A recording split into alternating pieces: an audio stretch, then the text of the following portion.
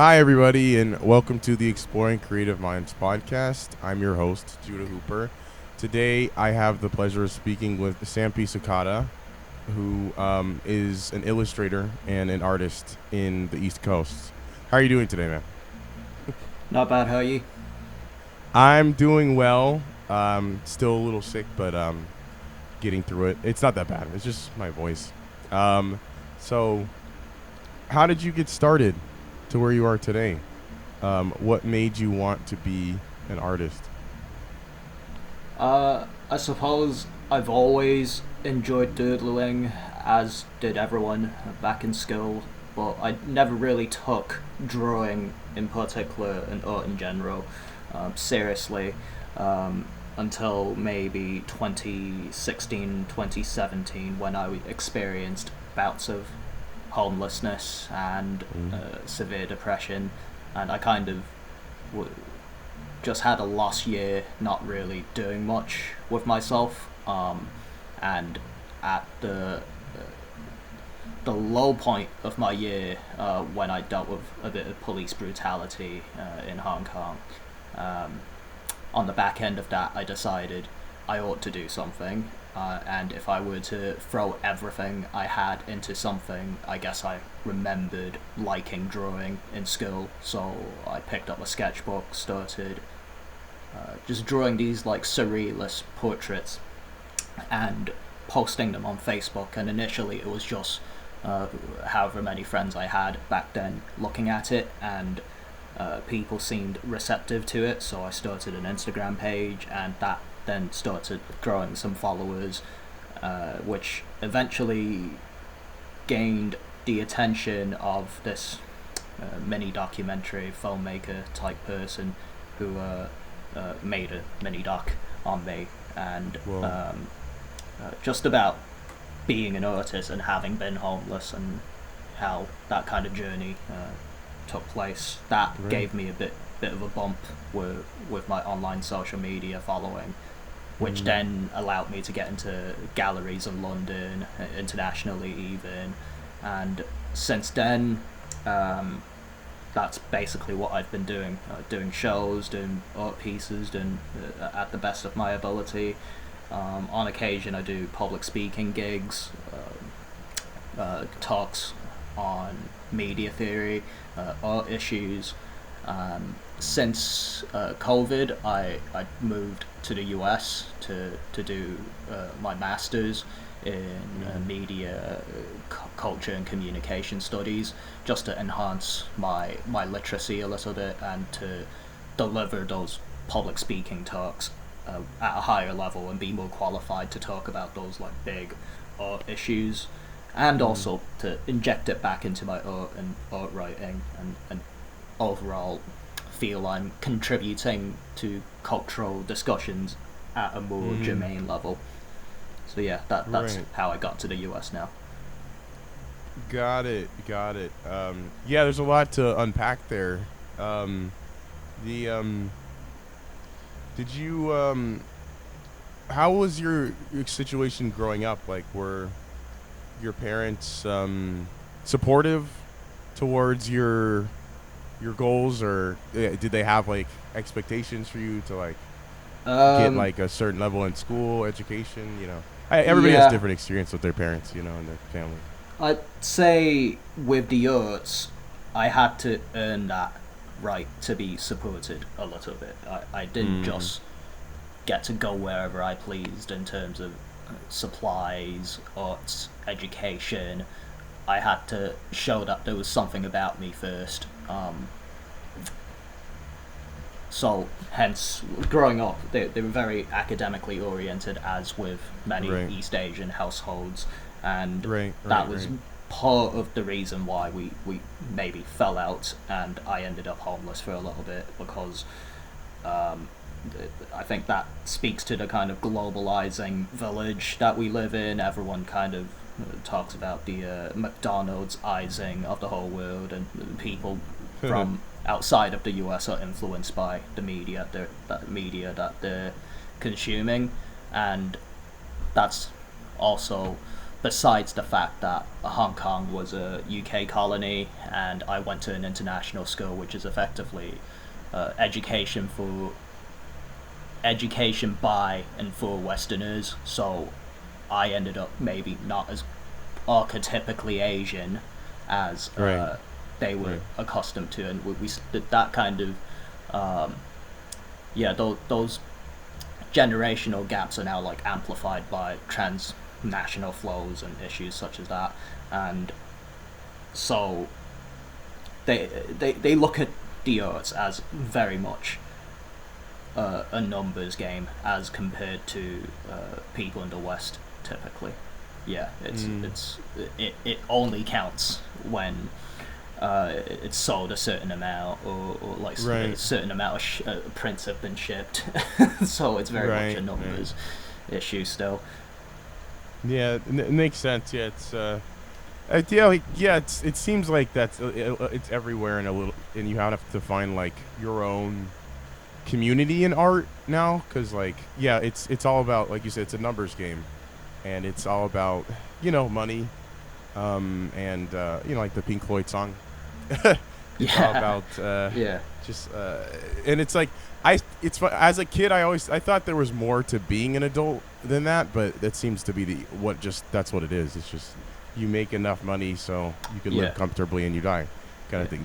There isn't much to it, and so it's kind of like you might as well live the way that you believe you're supposed to live, instead of like trying to please whatever you think the world wants you to live, like, yeah, like yeah, you know and that's something yeah. I've realized for myself too, so I understand that feeling. And yeah, what I guess, so you said you were homeless for how long, like a year, you said? Yeah, it was in and out for about 7 to 8 months. I didn't really Right. purge it until the full year was done. Got it. And then what was that experience like? I mean, were you like, yeah, what was that like for you? Yeah, what was that like? Those seven to It eight was, months. Yeah. um, I think in the midst of my mental malaise, it didn't really register with me how much of a low it was until Mm. maybe towards the end, when I just found myself being sat alone a lot of the time, or being sat with uh, the types of people you don't want to be associated with, a lot of drug users, uh, many of which were also abusers of each other, of substance. Just kind of it was a frequency of life where there was very little hope, and it just kind of struck me towards the end, especially with the police brutality uh, event. That yeah, I felt quite alone, and it does mold kind of my work ethic today. That I went from a place where I had to steal clothes and fruit to get by, and sleep rough on the streets. I think twice before complaining about the angle of my art prints at an exhibition, for example, now, as compared to maybe some other people, especially in New York. Right. Right. Do you have humility?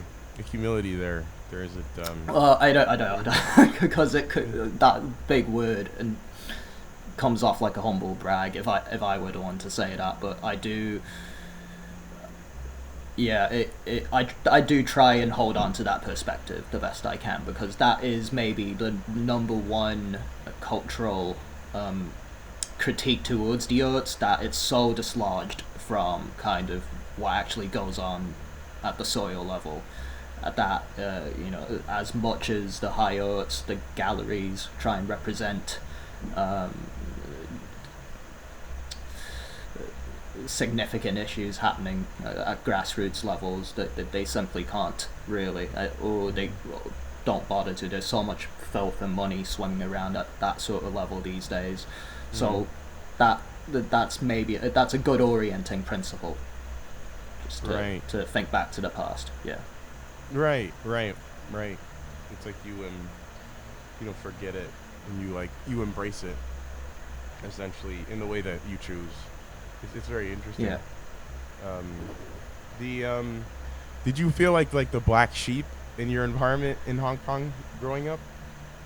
Or Absolutely, yeah, without a yeah, doubt. Because I had ties with the UK, had family in the UK. I did a bit of school in the UK before I came back to Hong Kong and ended up dealing right. with the homelessness. I always felt like I belonged in the UK more, and the few friends I had in Hong Kong were also internationally skilled. Many of them were Mm, Western themselves or Western adjacent, uh, sort of like I was. Um, yeah, it's bizarre. It's a very, again, this is another hefty term, but it was a much more of a homogenous environment back then. I don't know about now, again with mm, global developments and mediatized thinking, but back then it was very much if you were Chinese and you didn't speak in Mandarin predominantly, you get shafted by the Chinese, and it wasn't like how it was in the UK where it seemed like people of different cultures just talked to each other in yeah, school. right. Much more diverse in the UK Yeah. compared to. And there's is that like, I know in that region they speak a multitude of languages, right? So is like Mandarin the main one in the Yeah. region that you Oh grew up no, in? Yeah. it's Cantonese mainly, but Right. I mentioned Mandarin because that was what I dealt with even when I went to the UK. There was a lot of Chinese kids in Mm. my school in the UK, and they looked at me like kebabs growing out of my head for hanging out with white people. Right. Yeah, it's there's a tribalism in Yeah, a totally. lot of cultures. With that's definitely something I've realized, like this sense of othering, which I mean, it comes from generational trauma and trying to protect yourself. I guess is kind of where prejudice and tribalism kind of stem from, in a sense. But yeah, it's definitely something I can relate to, that, like this sense of like, oh, like you're a different kind of insert race here because you're hanging out with these kinds Oh of yeah. people, or you're not speaking in this way, or you're not, you know just like doing the prompts that your family and culture expects of you, kind of thing.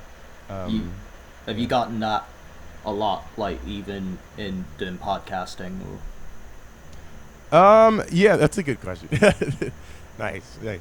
Yeah, no, not with podcasting as much, but yeah, definitely just like in life. I mean, I could go to, like, I don't know, a store, and then there'll be another black person there that it's like thinks that I'm supposed to act a certain way, and yeah, they're kind of yeah. like, what's going on with this guy, and you can feel it, and I've had that my whole life, so I definitely understand in a different way, like what that's like to feel like a pariah in your environment, to feel like, okay, like, I mean, I feel like I had a moment where I was like, okay, am I a crazy person or something, because like there's nobody there's nobody else like me, and nobody, yeah, it's like you're like, do I need help or something? Like, why do I constantly have like Yeah. these ideas and thoughts in my head?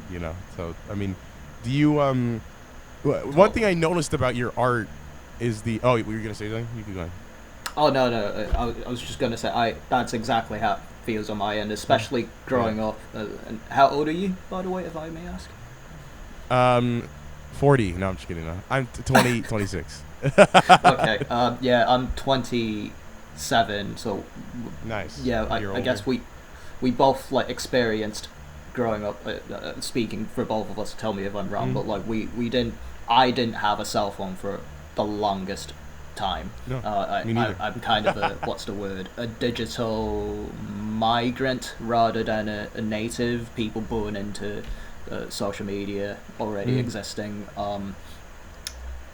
Yeah, I remember being a kid and not having a cell phone, and with Same. regards to Same. feeling isolated as kind of out of your culture or out of your outside of your own culture almost. The internet's Right. been a great equalizer for that. That's why me and you are able to talk at all right now, and it's Right. Yeah. that's where my if there, that's where my following came from. It came from having that as an outlet, having other people that related to, I guess, what I was trying to say with with being fragmented as this supposedly cultural unity, this supposed cultural entity that I was supposed to embody, but then really, it was via the internet that that message could be gotten across at all. So Right. I think yeah, there's reason for techno optimism a little bit. Yeah, yeah, it's yeah, I remember I had a conversation with someone once where I was like, yeah, technology has made us more it's derailed the human experience because it's it's there's like a barrier between like how you can talk to someone and you're putting on a face and you just show the best of yourself and Yeah, it's like ruined the human experience. And then he was like, oh, it's also enhanced it though, because you can also like yeah, yeah, talk to people you never could be able to talk to before. And like the internet and stuff, there's so much like you could learn about whatever you want, any culture, any hobby, anything. Like if you could learn anything you want on the internet if you want. Most people just use it to watch stupid stuff and to rot their brains, but yeah, we all know totally. that. Most people just do it for brain rot, but you can Yeah, do it. I mean, if you were really determined, you can learn whatever you want, and really go deep down the rabbit hole of learning something. And so like absolutely. there's no excuse anywhere. And so that's what I love about the internet and technology is like how much you can learn if you really want to, Yeah, like totally. and so that's yeah, it's like a double-edged sword. And yeah, the conversation of culture is an interesting one because it's like culture is such an important part of us as Mhm. humans. And everybody grew up with some form of it in some way. And so it's so interesting how it's almost like the way that it's just like a natural sense, I guess, to want to have a culture. It's like I guess it connects us more, Yeah, when we have that. And it sucks that like a lot of our ethnic cultures seem to be like more tribal and more abusive sometimes, in a way yeah, where you're like that's the one you're supposed to be in, but it's not always the one that you get, that the community that you sometimes you have to find that yourself and you have to build it. And it's more based off of who you are as an individual and who you want in your life, instead of just like, oh, we have the same skin color or the same eyes or yeah, whatever, we speak the same language totally. even. It's more about like it's more deep than that. It's not it's not as like face value as just like, oh, you look like me, so we need to connect, kind of thing. Yeah, There's more to it. And so that's definitely something that's beautiful about America, and the UK, is I feel like at its best, this isn't yeah, everywhere. This isn't everywhere, but at its best, that's what it is. It's like a place of diverse people from all places. I mean, New York is like that, LA is like that, Florida is like that, absolutely. where there's like a series of different people. People are from Australia, people are from the UK, people are from Japan. That everybody's coming to this place to pursue something, and there isn't this sense of like othering simply because you look different, you know, or Yeah, totally. they don't assume the worst. I guess that's really what racism is. It's like when you see someone who looks different, you just automatically just assume the worst, like of them. Like, oh, he's probably gonna rob the store, or he's gonna do this, or I can't trust them, you know. Yeah, And I've yeah, seen it with the reverse too, where like us as minorities do it to white people, and that's bad too. I've seen it too, where they assume that they can't trust a person of European descent simply because of the stereotype. And so, and that's horrible too. It's just like, you know, look at them as a person, not as this, I don't know, race. Like nobody chooses their freaking race. Nobody chooses their mhm, race. mhm. Nobody Yeah, chooses yeah, where they came from, So like to judge someone purely based off yeah, of that, it just isn't fair, and it's very like monkey brain like way No, of totally. thinking, Yeah. you know. So No, what is I so culture? agree with that. Yeah, right, right. And so what does culture mean to you at this point in your life? Uh, I think very akin to what you described as something you have to look for, because I think right now, especially with a lot of right-winged political rhetoric, is that we used to have stable national, geographic, maybe even religious, uh, cultural clusters that now got destabilized because of things like the internet and uh, selective migration happening at like cosmopolitan centers. But I think that's a bit of a misnomer, Yeah, regardless of whether or not that was real. That feeling of the origin is that is what MAGA pitches to the supporters. It's the idea that we will return to some feeling of wholeness, but in a sense that right. none of us can really return to that. We can, however, build it with what's happening, what has happened with regards to transnational flows now, and that is to accept a degree of heterogeneity.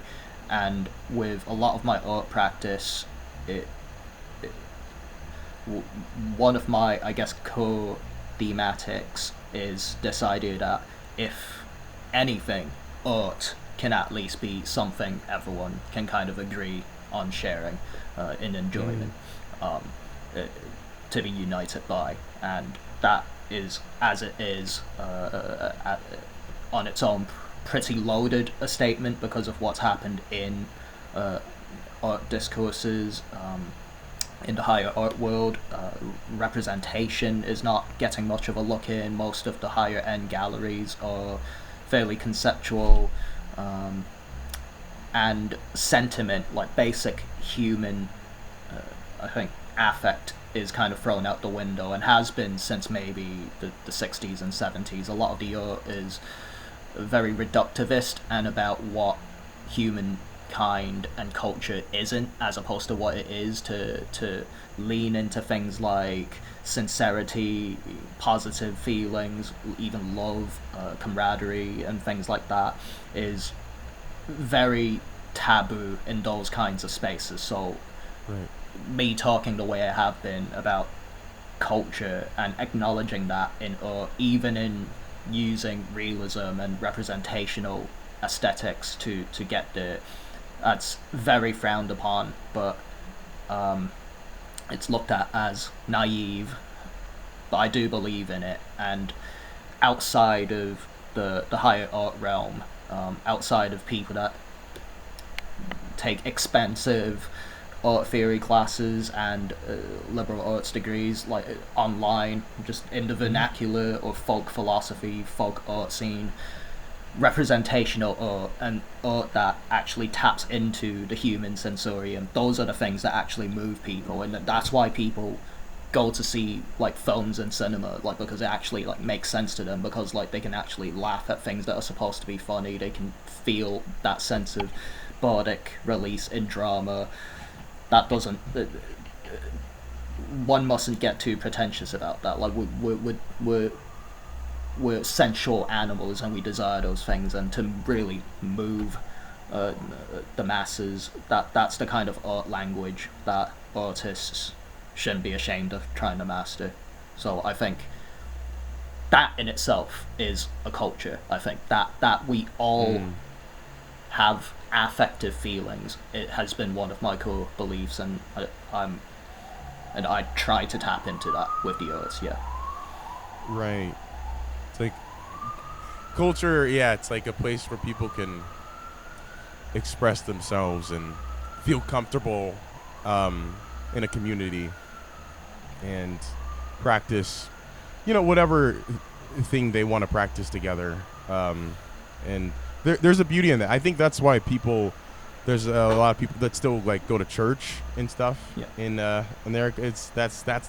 It's a form of culture, and they like it gives them a feeling of purpose and stuff going there. When they're taking it seriously and they're Yeah. heavily involved and And stuff. even like It's definitely something I've realized.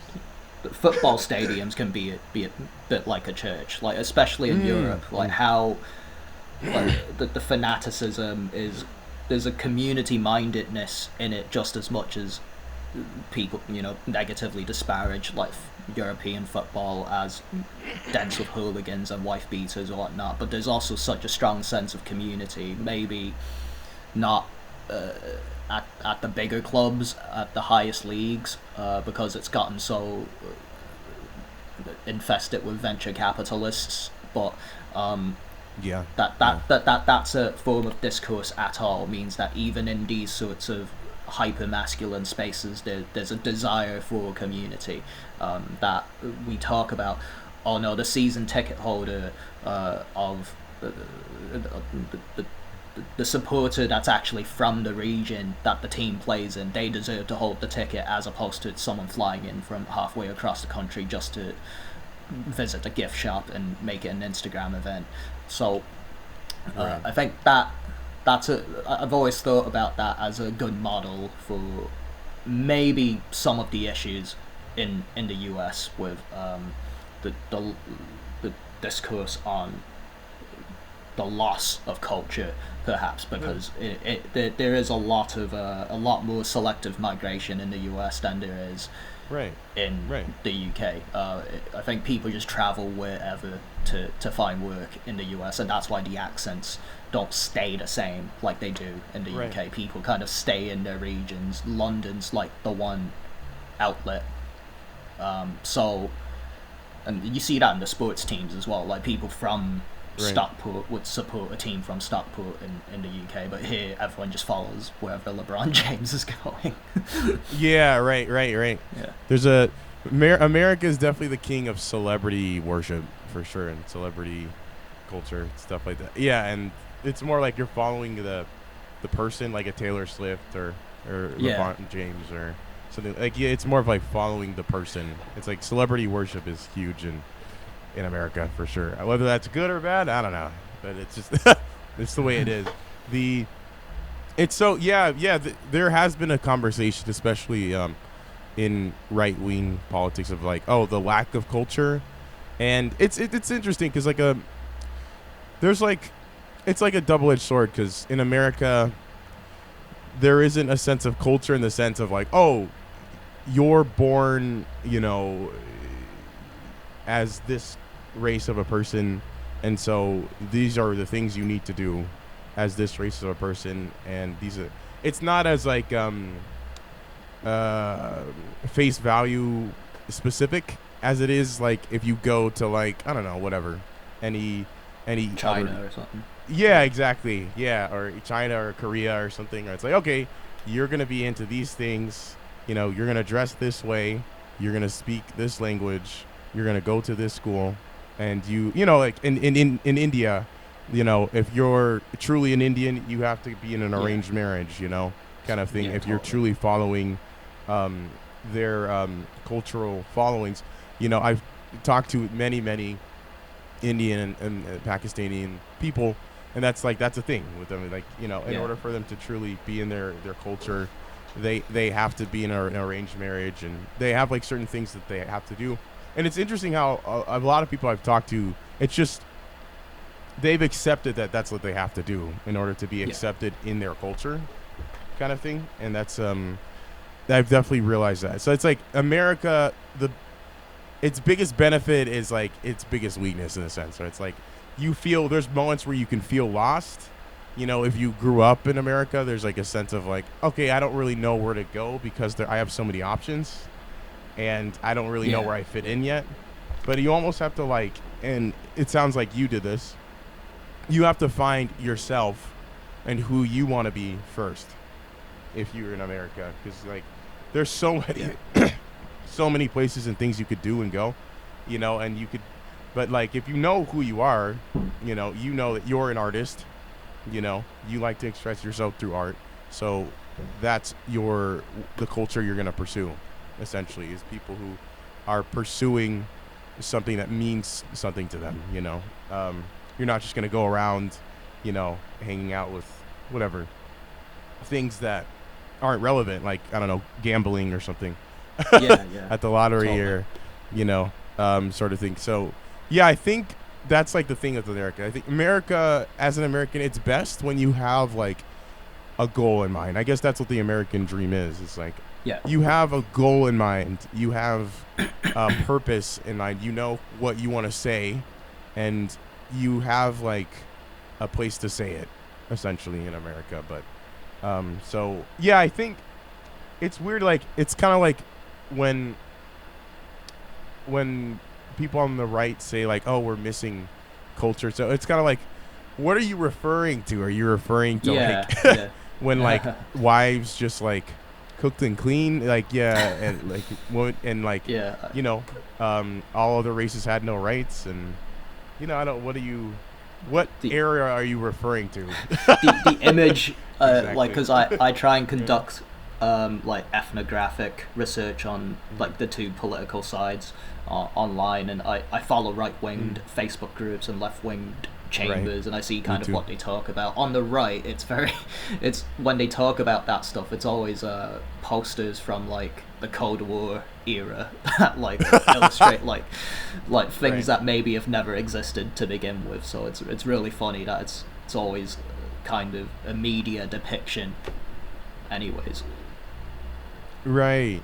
Yeah, it's like, you know, like the slogan "Making America Great Again," and it's like, okay, when was it ever great? You know, it was never great, really. Yeah, like it was great if you were a specific type of person in a specific, you know, part. If you were a white man, essentially, it was great. Yeah. You know, kind of thing. But it's like it was always a struggle for other communities, other races, you know, other people, women. It was always a struggle, and it was always flawed. So it's like the culture that they're talking about never Mm. really existed. You know, Yeah. it never And really that existed. Like, you know, yeah, yeah that return myth is just something that's just being sold even outside of that sort of sphere.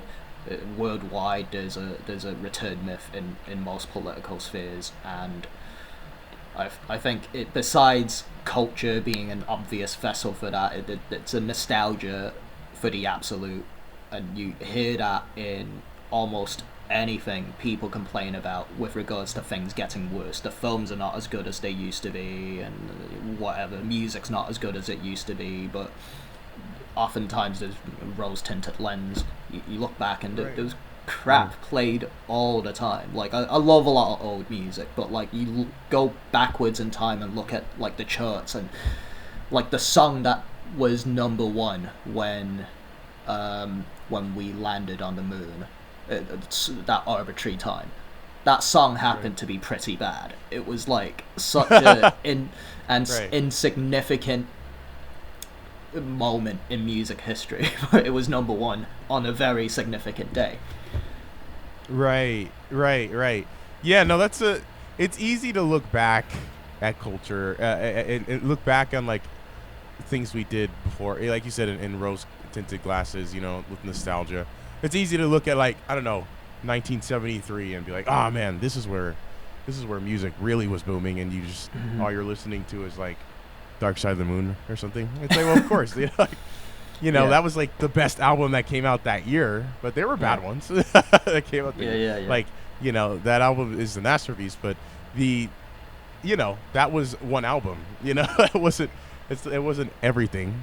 You know, that was happening in music at the time. You know, so it's easy to look back on something through like the highlights and be Yeah, like, oh totally. man, this is when things were really booming. But it's like there were a lot of issues in the 70s, you know, obviously, you know, and you know there was a lot of the same problems. I mean, you know, homelessness was rising in the 70s everywhere, and you know we had a president that was dishonest, and you know, I mean, there was a lot of problems in that time, you know. So it's like it's easy to look at it in that way, you know, and Yeah. it's almost like something we do as humans, this sense of like memory or this sense of nostalgia. It's like I don't know why we do it. I don't know why we do that. The sense of like you look back on something and you ignore all the bad, essentially.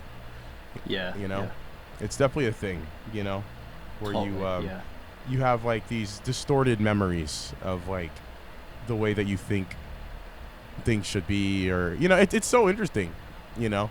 Um, where where do you think art comes from Ooh. as a person? Like, yeah, like because art, and this is true. Like, as anybody who chooses the life of an artist will tell you that they essentially it was calling them more than Mm. they were calling it, right? That's just definitely a thing. Like, you make the choice to pursue it, but it's calling you. You and I guess that goes in the conversation of like how much free will we have, I guess. But like Yeah, yeah, it's choosing you. The type of art that you create, it's very specific to you and stuff. It's not like you're not like really consciously doing that. Like, I'm going to decide to draw this. It's like, no, you that's how you feel, and you're expressing that feeling, yeah, of what you want to see, sort of thing. So yeah. why do you think, where do you think it comes from, and why do we even do it? You know. I think, well, there's been many theories throughout history with the philosophy of art or aesthetics. One of the first major ones that's talked about in Western discourse is this idea of mimesis, of copying things that that existed, be it in reality or in our heads. So it's giving semblance to something that we find to be important. And back in the day with like Plato and the Homeric period, it was to depict Mm-hmm. the epic tales that people wanted to hear or maybe needed to hear for the sake of education and civic, for civic education. They cared greatly about civic duties and kind of old school Republican values of uh, operating as a mass collectively and oriented towards self improvement. And yeah, the mimesis was very much, if you will, not in a negative sense, but like just generally propaganda, really, like what people needed to see. But then that gets complicated with the invention Mm-hmm. of cameras, which could mimic anything. And all of a sudden, in modernism, we thought maybe art isn't purely copying something, but kind of changing the sensorium and speaking to something that can't necessarily be mimicked. That was when the artistic genius and the the spirit of the artist was at an all time high in terms of being taken seriously in those kinds of discourses. And um, since then, we've entered postmodernity, postmodernism, which is the thought that it's hard to say anything means anything, and if science focuses on science and poetry focuses on poetry, art has to find what art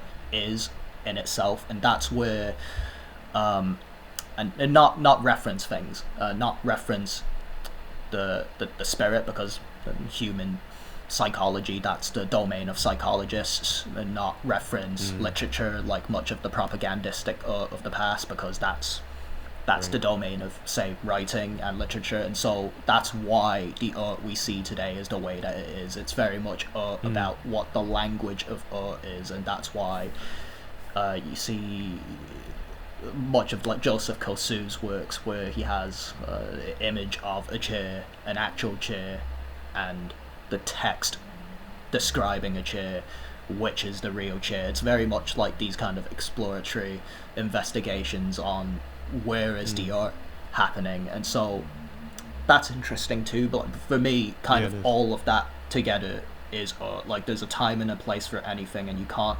I don't like manifestos. I don't like when people come out saying it has to be surrealist, it has to be expressionist, and it has happened so much throughout history. And we're in a moment where the conceptual postmodern thing's kind of dominating, and I think deserves symbolic capital to say, let's put some of the other things back in there. Right. Right. Yeah, it's like almost it's like a form of instinct, and yeah, to say it's just copying is crazy. Like that's how you start, but there's definitely more to it. I mean, everybody who chooses to make it, like they're adding something of themselves to it, Yeah. kind of thing. And so, like you start with imitating to learn the craft in a lot of different forms of art, whether that's music, illustrating, filmmaking. But yeah, you figure out what you want to say through it, essentially, is what. And so, yeah, and I think it's a beautiful thing, and it's just, yeah, it's interesting with your art. It's I've noticed that often there's like the human face Yeah. involved in them, the human face or the human body in some way. Like you said, some artists they'll do a chair, some artists they like landscapes, some artists they like objects, or they like just making like creatures. Why do you focus on, I don't know, distorting the human face or body kind of thing with your art, essentially? Yeah, I think what interests me greatly is those kinds of like psychological issues and things that are immediately interesting.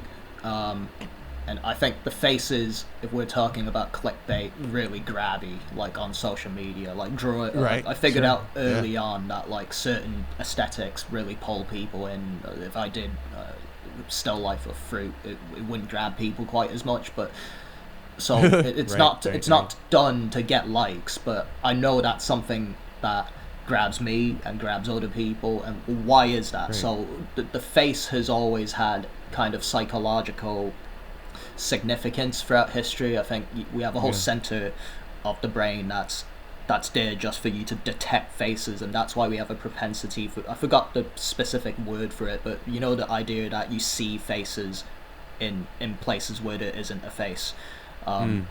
Yeah, so we have something built in that that relates to seeing a face and recognizing character and life in another. And we could get Freudian about it and talk about because it's a fear of something being alive kind of dictating your reality in an uncanny sort of way.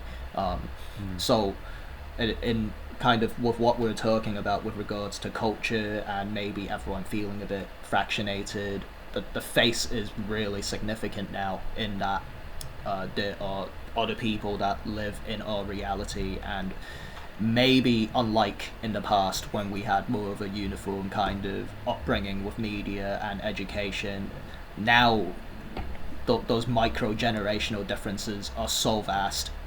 Me and you weren't watching the same TV show last night, if at all. So it's a lot harder to feel that sense of familiarity, and so I find Right. it very important. The face is symbolic of that. We want to see it, and why I kind of morph it. That is to illustrate that right now we can't really contain it. The big other out in reality. Interesting. Yeah, no, that's interesting. There's almost like a meta reason for it. That's yeah, no, that's really cool. Yeah, that was something I noticed. I was like, yeah, a lot of them have to do with the human face in some way, and yeah, it's very interesting. That makes sense. It's like the way that it's immediately, like you said, it grabs attention of a viewer, and you could, like, if you want to say something in it, you can. If you just want to make it look cool, you can. Yeah, And like totally. that makes sense. And yeah, it's almost, yeah. Do you like Salvador Dali's work? Yeah, totally. Yeah, I think his stuff is cool to me because you could get pretentious about it, but also immediately it just pulls you in, and you could just trip at it. Yeah, yeah, exactly. He's very the way he would experiment, and the way he would essentially, similar to yours, like distort things like that, and make them add something different to them, to like having a clock freaking start looking like it's melting or something. Mm. There's just something off about it. you know, like the way, in a way that's enticing, not like, gross or something, but it's just like you're enticed by it, you know. Did you see? Have you seen that short that he did with Walt Disney? I forgot what it was called. Ooh, Um, it's an animated piece, right? yeah, Yeah, yeah, I they did a think I've short seen it. together. Yeah, yeah. It was It's a while super ago. I short. can't It's like, remember. yeah, I forgot the name. Yeah, but it's like, It was really cool. Yeah, I remember that. yeah, it was really interesting to see like Walt Disney style with Salvador Dali style in like a 5 minute long short film. That was very Yeah. cool that they did that. To be Yeah, honest. Disney used to be quite countercultural as compared to now. Now they're like seen as the epitome of consumer capitalism. But back Right. then, when they first rocked up with all these like cool cartoons and stuff like that, was such a new technology, and it was almost analogous to the whole hippie thing, that it was kind of Right. on the outside. Yeah, yeah, and it was ran by an artist essentially. I think is Yeah. why it's so different now than it was then. Because now they've just been getting like business execs and people that can kind of keep their stocks up and Totally. kind of thing. And you keep the everybody happy. That's kind of their thing now, and they're just they don't have like an artist at the highest level. Obviously, they have thousands of artists there that have no control, Yeah. obviously, Yeah. but they don't have an artist running it. Walt Disney was an artist, he was an illustrator, and he started out just trying to make a living with his illustrations. That's how he started. And then he made that business with his brother Roy, and they tried over and over again to make stuff. And he always wanted to express himself. I mean, that's why Fantasia is like the epitome of that. Like he made Yeah. that was like his third or fourth film. And yeah, like he only made that for him. That was not made to try to appeal to like children. It wasn't. That's something he made because he was like he thought the idea of like using strokes and paintings to move that are expressing themselves through what they feel in music. Essentially, that's the whole point of Fantasia. Okay, what is the music telling you? Kind of thing. Yeah. And Totally. then they animated that, and it's literally a series of shorts, purely of artists just animating by what they feel in music. And it's just that's not something that they would ever do today. Nobody No. nobody at Disney is like, oh, we're gonna make a movie just about like expressing animation through what you feel in music, in classical Yeah. music. That's not something they would ever do now, because where's the market? Who's gonna watch that? All this kind of stuff. That's I think and the I get it. Yeah, the last 2D hand drawn film that they did was Princess and the Frog. Yeah, and Which is that was 09. already a rarity in that sort of period. So Yeah, and with the whole they're no stranger to using AI now either. So it's sadly that's a declining art. yeah. It's sad because it's such like I love animation but it's like yeah, it's just they just have different priorities. Yeah. They have different priorities as a business, Yeah. and And I don't know. I mean, yeah, yeah, you're dead right about like it being run by sort of, I guess, a stockbroker basically. Like the CEO of the recent CEO said, I think 2 years ago, yeah, we put out too many sequels and we kind of neglected what was actually going on in those films, and they've come out and said it, but I have to wonder how much of that is kind of what they do in business, like what Apple does with tell you what you want to plan- hear, yeah, so you can watch it. like Yeah. planned obsolescence, kind of do the bad thing first and then say, oh sorry, after knowing they can Yeah. get away with it. And yeah, they've ruined so many like franchises. They've ruined so many Pixar films after demanding, can we get Toy Story 7? It's crazy. Yeah, and I love the Toy Story movies. It's like that's why they're doing it. Yeah, because they know yeah. people love it. But it's almost, like the business decisions trump any of the art choices. It's just like, and it's Disney was not like that in the beginning. That's Mm. just a fact. It was not like Mm. that in the beginning. It wasn't like, okay, we need to make $5 billion. So, what's a Yeah. property that makes that much? Okay, Toy Story. So let's find a story. It Yeah. wasn't like that. That's not how Disney thought before. Yeah. And like I said, I get it. Like, eh, with the money is just, it's the way that the world works. They have like thousands of employees that they need to keep employed there, so they have to make money in order to do Mm-hmm. that. But it's like a double-edged sword. And look, Walt Disney did struggle with that in terms of like, he did make decisions at least 3 or 4 times that made them almost go bankrupt, kind of thing, Mm. as an artist. And so he did have to make sacrifices, essentially, to keep the business afloat, like Yeah. Yeah. making cartoons during World War II, for the government. And Dumbo was the first like cash grab, essentially. It was the first movie they made because they needed to make money, because they lost a lot of money on like Fantasia and stuff like that. Ah. So he definitely had to experience like the other side of like, okay, we have to do something that we know is going to make money. The problem is like, it seems like for the past like 10 or years, probably honestly longer, like 15, that's all Disney's been about, really. It's just like, okay, nostalgia, and how do we Yeah. how do we get people to watch stuff so we can make money, instead of Yeah. like, oh no, let's express art, and figure out how to Yeah. make money through that kind of thing. Well, and they're But, certainly yeah. big enough to take a few more risks. They're not Right, like they exactly. were back then. Exactly. Yeah, they could certainly, I don't know, mess with the checks and balances so that like they can have a few films that are surefire hits, and the other half are maybe not sequels or remakes to anything, but like the more experimental. If anyone can do it, they can, and I'd have Yeah, to say, no, right. yeah, So true. and to go back to what we were saying with like that kind of nostalgia for the absolute, the fact that people won't control themselves and exercise some self-control and not go see another sequel and fund like the Lion King remake, the Cinderella remake, and all them things.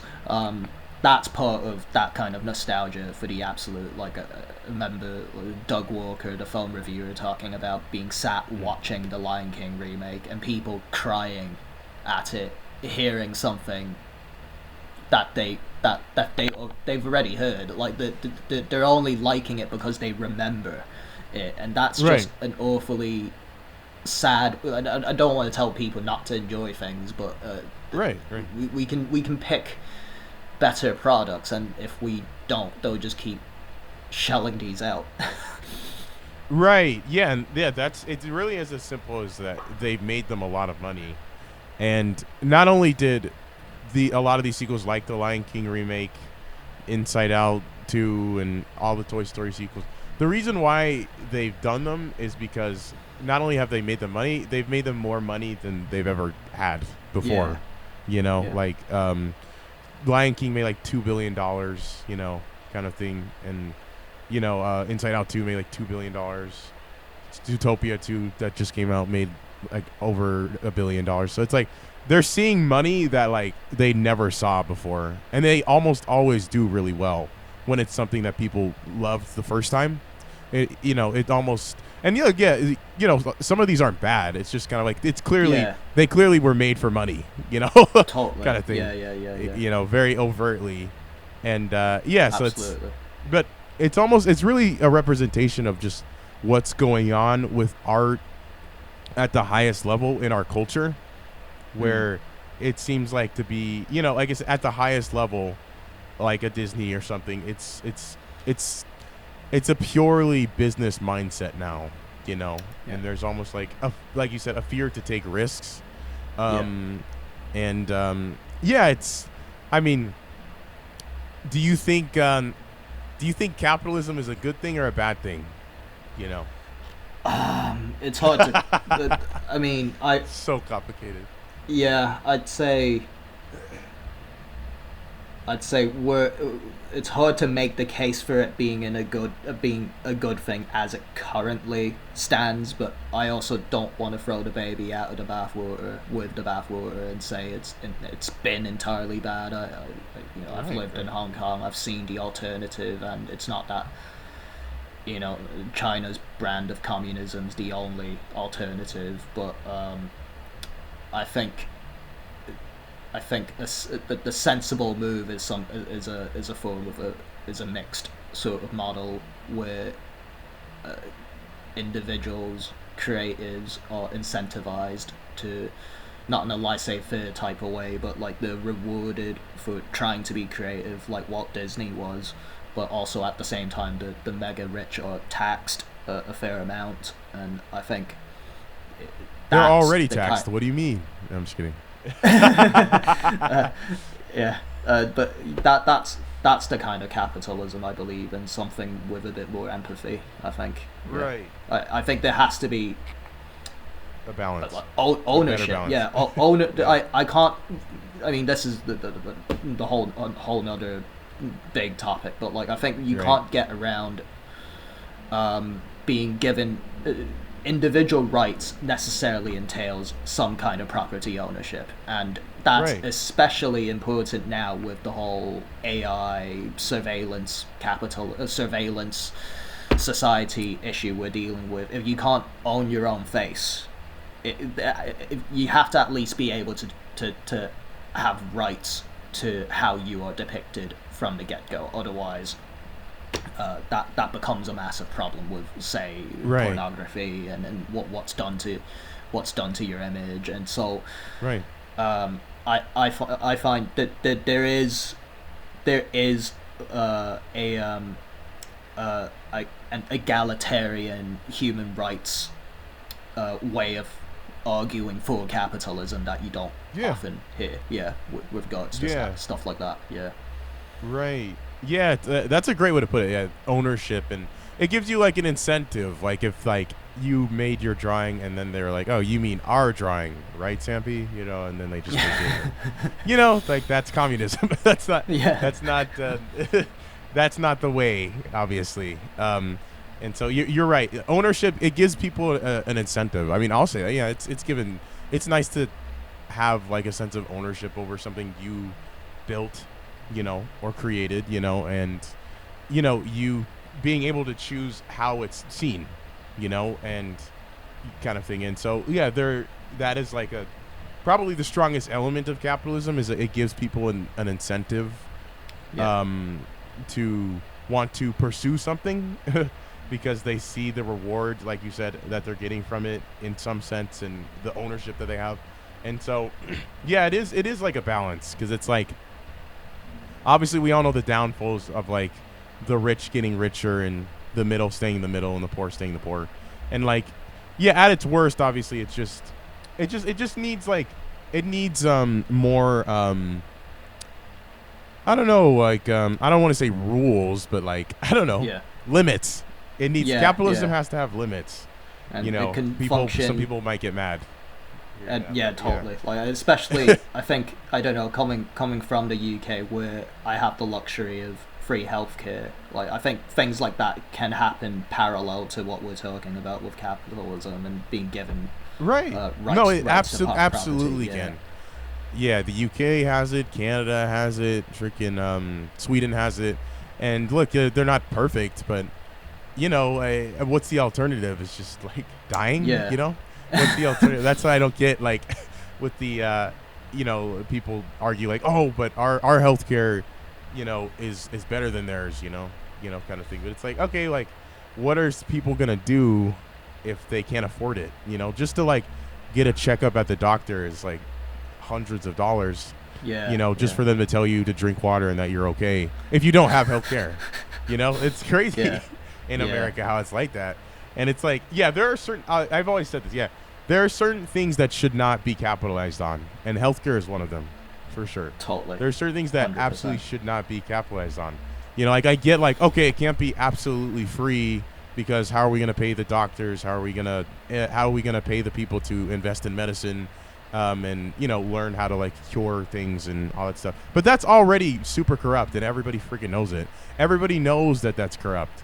That there's certain things that they're putting on hold or avoiding, even putting out there because it might ruin like the way it works in the capitalist system kind of thing. Totally. So everybody knows that that's happening in America. So it's kind of like, I don't know. There's just something needs to change with that kind of stuff, because like it doesn't feel like it's for the people anymore. I feel like when it comes to like governmental issues, like a healthcare or a homelessness crisis, or there's like, it's like, who is America for? I guess it's for like the high middle class and the rich. That's where America's for. It's not.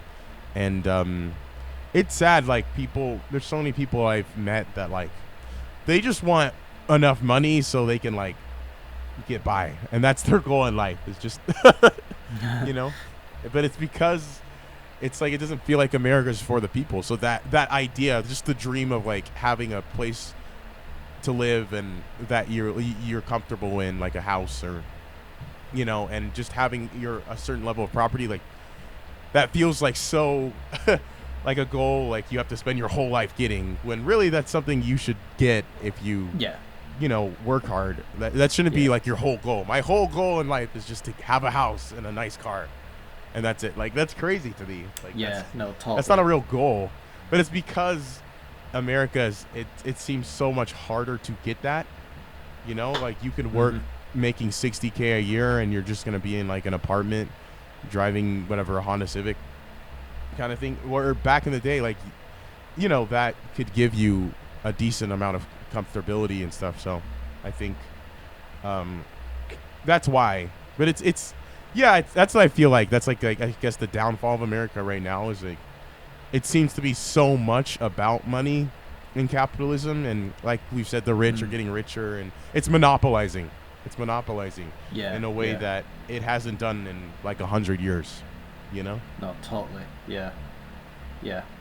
And we seem to not know how to articulate an alternative to it, because you bring up the fact that maybe we should have free healthcare at least, or affordable housing, and that doesn't make it a socialist country just because things like that are offered, and we already have socialist ideas. Like the DMV is technically socialist. Totally. Kind of thing. Yeah. It's ran by the government. The fire department, even. Yeah, the fire department, the police department. These are all things that are funded by the government.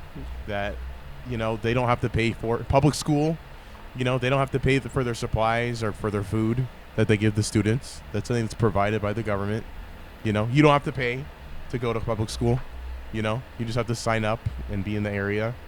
It's already, and you could argue, okay, none of these things are that great. I guess like public school and the DMV and the police department, none of them are that great. Yeah. But that's really just a reflection of how they're being run. That doesn't exactly. It's not because totally. They're socialist, kind of thing. And so, I think there just needs to be more of a balance of like socialist principles with capitalist ideals, I guess. Yeah. And totally. It's I mean that's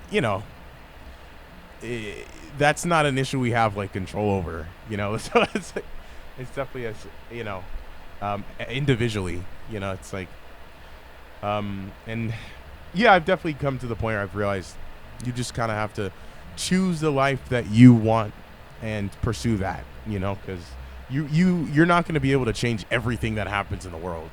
It's just the world is constantly changing, and you just have to choose who you're going to be throughout that whole process, which leads me to a question of like, I mean, do you ever think about legacy as an artist or as a person, or I guess how you want to be remembered? Because I feel like we all do, to be honest, especially in art. Like you're aware of that, and you think about like all the great artists like Salvador Dali or Vincent van Gogh or Pablo Picasso, or these people that they're remembered in a certain way. They were all people that just expressed their art until they died, but they're remembered, and certainly they have certain levels of legacies. And do you think about that yourself? Oh yeah, totally. Yeah, I grapple with that all the time. But mainly, I want the work to be good, and if it is built that way, then they will come almost. Um, Nice. I don't want to just be like renowned for its own sake, because especially even with the three artists you mentioned, uh, the pretty darn good, but there's controversy that shrouds your name the minute you get too big, and I don't know This is how true. well I cope with like scrutiny like that, and Right. it just complicates like the personal life a little bit. Say if I had family, and then like imagine if your dad was getting cancelled on Twitter and you're going to school. It'd be hard to like deal with Right. that. So Right.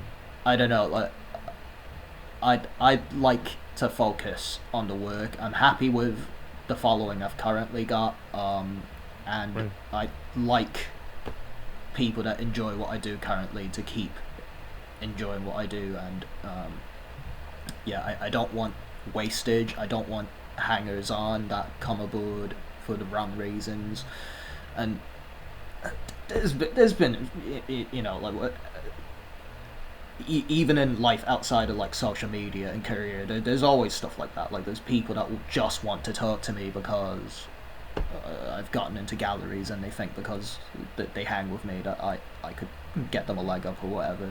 There's always hangers on, Right. and the best thing to do is to, I think, communicate your values all the time, and to the degree that it's avoidable, not sell out too much. Right. Right. Yeah. It's like, what even is selling out? You know.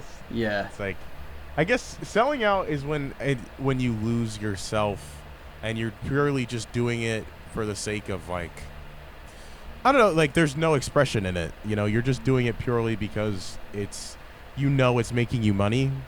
You know, it's like, that's what selling out is. It's like you're not even being true to yourself yeah, as yeah. an artist. You know, And you're but don't purely get just me doing it wrong. for that.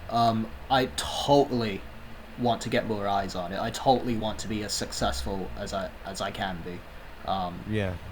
it's just I having worked as a social media manager, having even seen how my like Instagram profile has grown. Like, because I'm at 10K followers currently, but this is the Right. second time I've kind of gotten to roughly that amount, because I had an account that got fished 3 years ago, and that had about 9,000, and then I had to start all over again, and now I'm over 9,000 again. Um, Mm. so I've seen like how not how easy it is, because like yeah, because I know how to grow a page. I know how like communities form, and so I'm cognizant to what happens, because like audience capture is a real thing. We all like follow musicians or YouTubers that we liked Right. early on, but then they grow too big, and then kind of the audience captures them a little bit, and they have to put out certain kinds of content. Yeah. Yeah. And they kind of lose what made them so cool to begin with. And yeah, I like what I do now. And there was a little while where people seemed to tune in for a couple of years ago. I used to like rant on social media a lot. Like I used to like just angrily rant on my Instagram stories about Nice. and sometimes it was funny, other times it was a bit sad and dark. And then I remember someone Alex someone Jones over here. No, and someone came up to me and said, I follow you. Your art's cool and all, but I find what you say really funny, and that's why I follow you." And I'm like, I don't know about this. That's crazy. Yeah, that's funny. Yeah. Yeah, and art's like at its best when it's not preachy, as you know. It's like yeah, it's people they infer what they want on your piece of art, and they see it in a way that you didn't even see it yourself a lot of times, which is so interesting about putting a piece of art out there. And yeah, it's almost the way that we compartmentalize information as people. It's like through seeing art. Like there's no like um, survival instinct reason that it exists. Like we don't have to have it necessarily to. It's not like food or water or whatever or exercising where like Yeah. and there are people that don't do it necessarily, but it's like a need that goes beyond just like surviving, kind of thing. Yeah, that's that's true, but I'd caveat that it's true that it is a higher Maslowian thing, and indeed the industry selects out for people that kind of have the basic needs in life met, and you see that as kind of like a developmental stage, like with these billionaires that get filthy mega rich. They end up doing something creative once their basic needs are met. Like you see billionaires do weird things like narrating audiobooks just to kind of scratch that itch. George Bush, after his presidency, put out his watercolor paintings in a book. Like everyone kind of wants to be an artist, an identity actualizer. So yes, but to go back to what you were asking about what is art as it is, there's an argument to be made that art is something that is vital to society, and without it there's no society as such. If we think back to hunter-gatherer times and how violence between beings was just such a common thing, stealing the food from each other, fighting over limited resource, art as kind of something explicated aesthetically, there's an argument to be made that was the first kind of deferral of violence by creating images of something sacred, of something important to the tribe, of like god concepts that stopped people from attacking each other and gave them kind of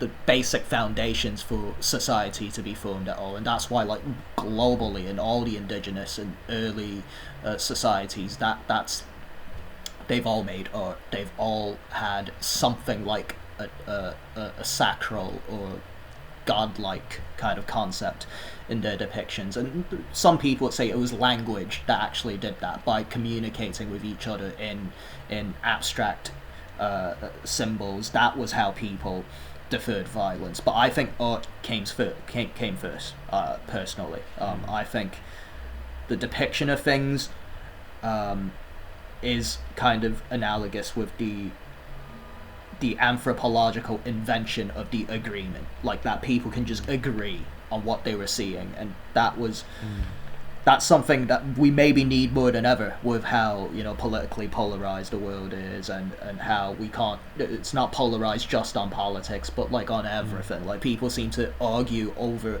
everything in black and white terms, like did you like Oasis or Blur better, did you like the Star Wars prequels or sequels better. It's so just vitriolic, and just having some kind of art that people can look at and say, yeah, I see it the same way you do, or at least being able to talk about it and find joy in those discussions. We're still the same hunter-gatherer people, like if in that sort of context.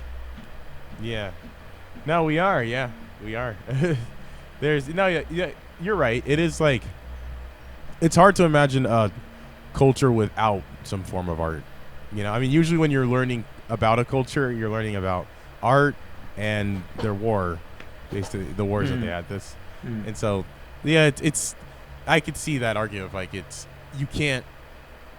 impossible to have a culture without having some form of it, because like it is like an instinct, being an artist is like an instinct. And I've noticed even for myself as an artist doing whatever, music, films, sculpting or whatever. Yeah, it's better when you're trusting your instinct. That's like the best feeling that you have with it. It's like you're like, you've practiced the skill set, of what you need for that specific thing, you know, and you're comfortable, and now you're just like you're trusting how it's feeling, you know. Yeah, yeah, And no, like that's when totally. the best work comes out. It's like, Yeah. yeah, it's so interesting, you know. And it's not always like a deep reason. It's just like you're literally just trusting your feeling. And Yeah. it's so Even interesting, for you know. non quote unquote non artists, that's something at the end of that development. Like